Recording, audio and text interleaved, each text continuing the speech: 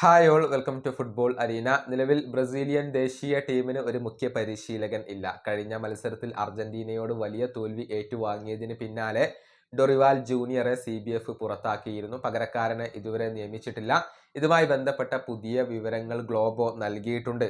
അതായത് ഇതുവരെ CBF പുതിയ പരിശീലകന് വേണ്ടിയുള്ള ഒഫീഷ്യൽ മൂവുകൾ അതല്ലെങ്കിൽ ഒഫീഷ്യലായി കൊണ്ടുള്ള ഓഫറുകൾ ഒന്നും തന്നെ നൽകിയിട്ടില്ല എന്നുള്ളതാണ്. നിലവിലെ സ്ട്രാറ്റജി എന്ന് പറയുന്നത് മെയ് മാസം അവസാനം വരെ കാത്തിരിക്കുക എന്നതാണ്. തിരക്ക് കൂട്ടേണ്ട ആവശ്യമില്ല. ഇനി ഒരു പരിശീലകനെ നിയമിക്കുമ്പോൾ അതിൽ മിസ്റ്റേക്ക് വരാൻ പാടില്ല എന്ന ഒരു ഉറച്ച തീരുമാനത്തിലാണ് CBF ഉള്ളത്.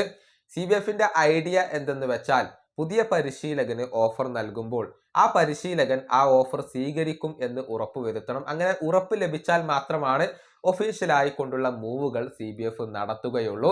ഇത്രയും വിവരങ്ങളാണ് ഗ്ലോബോ നൽകിയിട്ടുള്ളത്. കാര്യങ്ങൾ വളരെ വ്യക്തമാണ്. ഉടൻ തന്നെ ധൃതി പിടിച്ചുകൊണ്ട് ഒരു പരിശീലകനെ CBF നിയമിക്കില്ല.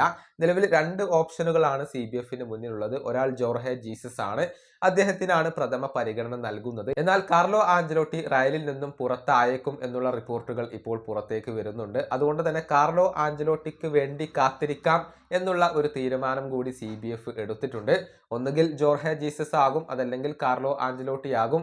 ഈ രണ്ടിൽ ഒരാളെ CBF എത്തിക്കാനാണ് സാധ്യത. സാഹചര്യങ്ങൾക്കനുസരിച്ചായിരിക്കും CBF തീരുമാനം എടുക്കുക.